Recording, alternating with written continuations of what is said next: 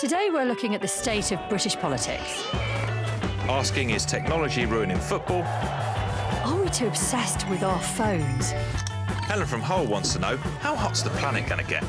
And we'll explain why prices keep going up and up. Also, Rach, did you know space has its own smell? Really? What of? The world is fast-moving and can be confusing. So let's talk about it. 5 Live Breakfast with Rachel and Rick. Listen on BBC Sounds. Are you a raver? Do I look like a raver? I've got bass in a backpack. This is amazing. Dancing for like 4 or 5 hours of a gig, you could generate about 800 kilowatt hours of thermal energy. So that's a lot of energy. Right, so shall we give it a taste then? It's my favourite. We're really talking to the plants and they're telling us how happy they are. It can fly, but it can also float on water. The bots kick off with some swift striking. Oh my God, that came by quick. It's all about augmented reality. Useful, then. It's useful. I scroll through the options with my finger here. Solar system, let's give that one a go. Totally and utterly immersed in another world there. We've got to consider all of these things if we're going to avoid an apocalyptic fate. But also excited. The police have found us. I can't believe I'm now wanting to run away from the police. Thanks for watching. Bye. Your tech update. Click. Watch on BBC iPlayer.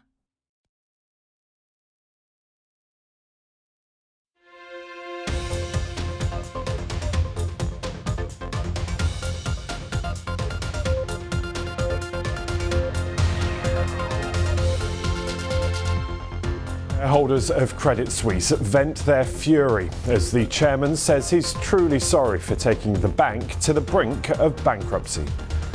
And the space dream comes back down to earth. Richard Branson's Virgin Orbit files for bankruptcy.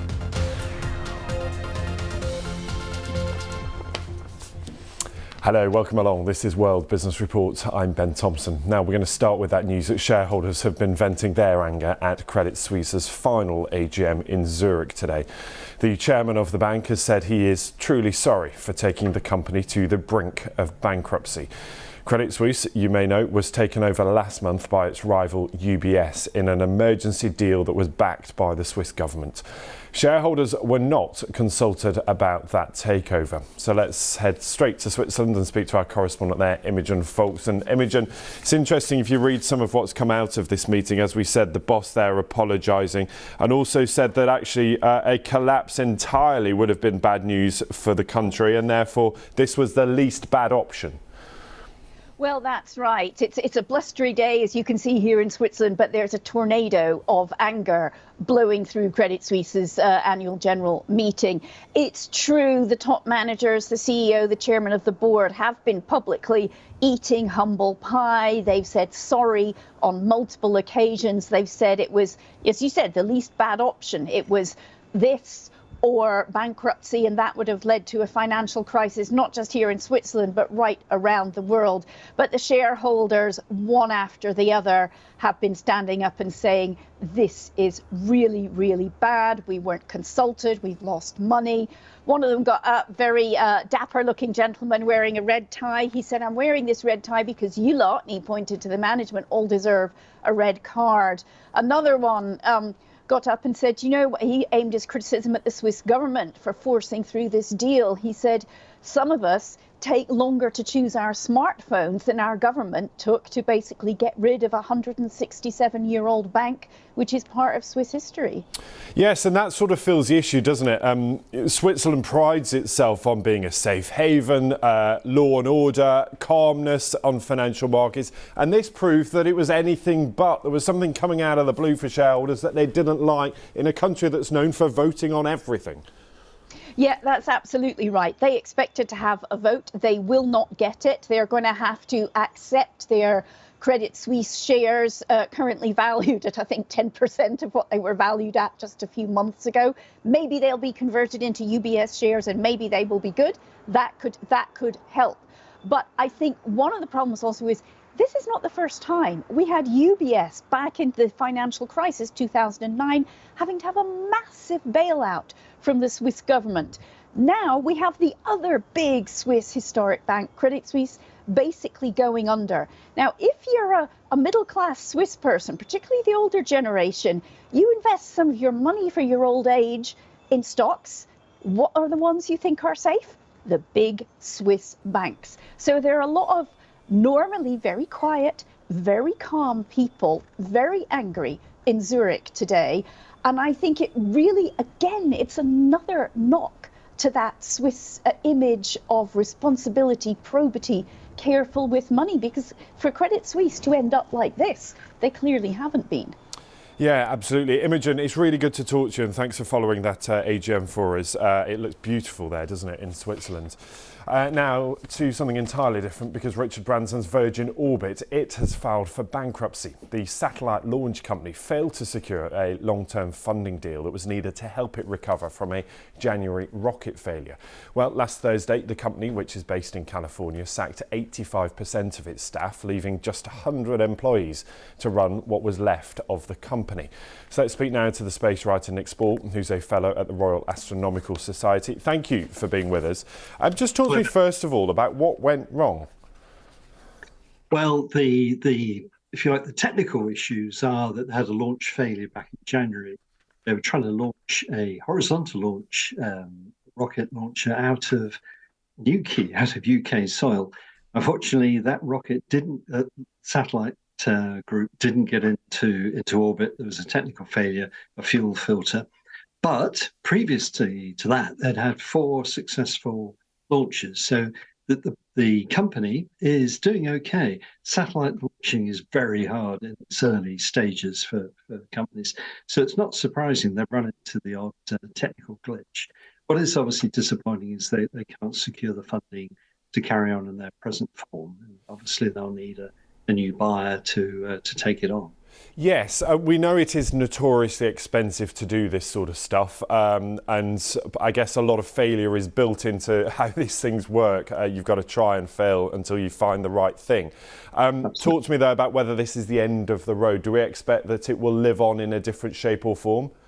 I think it will live on. I think there will be a buyer out there. The demand for small satellites, we're talking about sort of satellites up to, say, 50 kilograms in size, is really increasing. It's really accelerating. And you've probably seen that OneWeb, which Britain has a stake in, this is a constellation of internet small satellites, hundreds, over 400 being lofted so far for OneWeb, and also Starlink. Again, small satellites that are going up from SpaceX to provide internet. That is a classic example of they had the odd launch failure, but now they're almost there. And it really requires a lot of patience and a lot of investor confidence in the future. So the demand is there. There's plenty of demand. One customer actually for the Virgin Orbit rocket launcher was the MOD. They were keen to have UK military small satellites going up from UK soil. And also, of course, sticking to the UK, we're going to see 2 vertical launch spaceports coming up, one in Sutherland later this year, and then one in next year in the Orkneys. So it's Shetlands, sorry. And so the market is there, the if you like, private investor support is there, and it's up to Virgin to, if you like, sell themselves and find a new buyer for this very innovative system. Yeah, watch this space. They'll probably have to have deep pockets, won't they? Nick, good to talk to you. Thanks so much. Nick Spall there, fellow at the Royal Astronomical Society. Now, let's turn our attention to India, where the population is currently at 1.4 billion. So imagine the challenge of running government welfare programmes there when many people live in remote rural areas. So there is now a new app that could tackle that challenge. And as our India business correspondent Nikhil Inamdar reports, it's now working across the country. Consider this. The Indian government spends about 7% of its GDP on welfare and benefits. There are about 13,000 odd schemes that 900 million Indians can avail of. Everything from scholarships to pensions to healthcare. But very often the problem is people simply do not have the information about what they're eligible for. So this is the Hakdarshak. Hakdarshak, a startup co-founded by Aniket Dogar, is using technology to connect beneficiaries with government welfare programs. So how does it work? You essentially start by registering the citizen on the platform by asking basic demographic details and their name, phone number, gender, where they live. These set of 40 to 50 questions ultimately lead to an icon saying what are your eligible government schemes. And these are the documents, identity documents required to get these schemes. Gangubai Vasavla is one of the 3 million people across some 7,000 villages who've claimed their benefits using Haq Darshak. The company helped her get a grant for 20 mango saplings under the government's fruit tree plantation scheme for farmers. I got $25 to buy the plants and now get government help to keep them alive. When they're ready, it will help me supplement my family's income. Now, while the Haq Darshak app might look easy to use for people like you and me, most of its beneficiaries are neither literate nor are they tech savvy. And that's where the company's army of ground agents comes into the picture. Every day, Manisha, a Haq Darshak field agent, screens people for scheme eligibility, uploads their documents on the app and submits them to the relevant government department for processing. In this village, barely 100 people had a pension. But since I began doing this, I've helped 5,000 of the 15,000 villagers claim it. I feel very proud. But Haq Darshak charges a minimum fee for its services, barely enough to cover costs. Can they ever make money from this? We are creating that base for financial institutions, financial service organizations, where they can build on top of it and offer products. So there we see in the next 4 to 5 years, we really being able to, let's say, monetize and get profitable. Aniket's aim in the next few years is to help 100 million Indians claim what's rightfully theirs. It's a lofty goal, especially since funding for startups has dried up and getting corporates to pay for welfare is getting tougher in a slowing economy. Nikhil Anandar, BBC News in Palghar, India. Also today, US and EU officials are meeting to discuss energy cooperation. The focus, well, according to the US, is joint efforts to blunt Russia's attempts to weaponise energy and bolster energy supplies for the winter. Well, this comes as EU member states consider extending restrictions or even outright bans on Russian natural gas imports. Well, Olga Hakova is a deputy director at the European Energy Security at the Atlantic Council's Global Energy Centre. So there are several near-term priorities, of course, continuing diversification of natural gas supplies, continuing exports, LNG exports from US, but also securing these exports from other countries. But that's just one area where we can work together. Looking into broader areas of cooperation on energy efficiency, there are workforce labor issues, constraints, supply chain constraints. Actually, as we talk about buildings being retrofitted, as we talk about heat pumps being installed, that is an area where we can work together. US has really fantastic resources in its national labs. So being able to exchange best practices of what works and what doesn't, that's a huge, massive area where we can work together. Critical minerals, we cannot secure a clean energy transition without robust supply chains when it comes to critical minerals. And that is an area that's not something that US will be able to solve on its own and not something that Europe can do on its own. That's another place where we can work together. And of course, it's this intricate balance of what needs to be done, what's immediate measures this year with longer term priorities, because we're still in a supply crunch. And that's not something that's going to be resolved this year. These are long-term contracts and other investments that will need to be made over the next decade in order to ensure that we have a secure, clean energy future without Russia. Let's bring you up to date with some of today's other business stories. The former UK Conservative Chancellor Nigel Lawson has died at the age of 91. He held several cabinet posts under Margaret Thatcher in the 1980s and was seen as one of the most consequential of all post-war UK chancellors. He's credited with creating powerful entrepreneurial forces, but will also be remembered around the UK as widening inequality. And a federal jury in San Francisco has ordered Tesla to pay around $3.2 million to black former employee. The electric vehicle maker was found to have failed to prevent severe racial harassment. Those are your business headlines. We'll see you very soon. Bye-bye.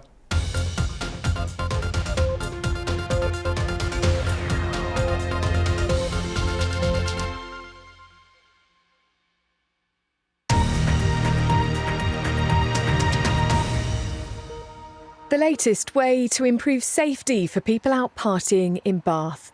The Safe bus will be parked up every Friday and Saturday night outside Bath Abbey. At the end of the bus we have this sort of private area, and this is obviously for people to come if they need their own private space, need some private medical treatment.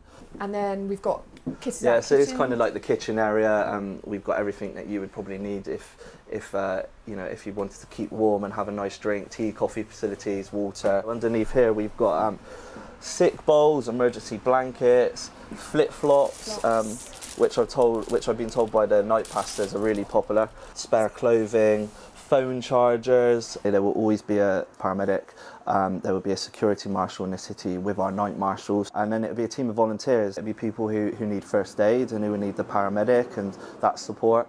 Pressure on emergency services is known to be higher at weekends. If you can deal with the situation like on the ground where it's happened, then people don't have to take themselves up to A&E. The idea's already been proven elsewhere, and venues throughout Bath had asked for their own bus.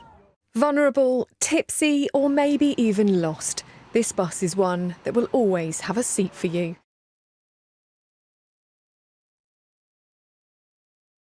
Is he?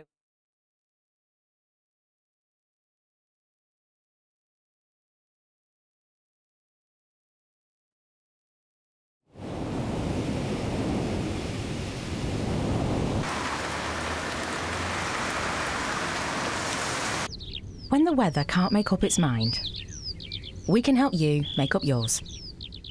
Check on the BBC Weather app.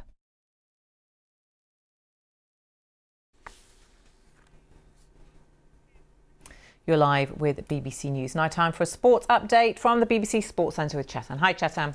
Hi Samantha, thank you. We start with the British boxer Amir Khan, who's been banned from all sport for 2 years after it emerged he tested positive for a prohibitive substance following his fight against Kell Brook in February last year. UK anti-doping says the former light welterweight world champion tested positive for the anabolic agent Osterin. Khan retired from boxing in May and accepts he broke anti-doping rules but says it wasn't intentional. An independent tribunal has accepted that argument, ruling out deliberate or reckless conduct by the 36-year-old. Tottenham's interim manager Christian Stellini says his side need to improve their mentality after they let a 1-0 lead slip at Everton in the Premier League. Spurs led through a second-half Harry Kane penalty. They had a man advantage for around 30 minutes after Abdullah Doucouré was sent off, but a late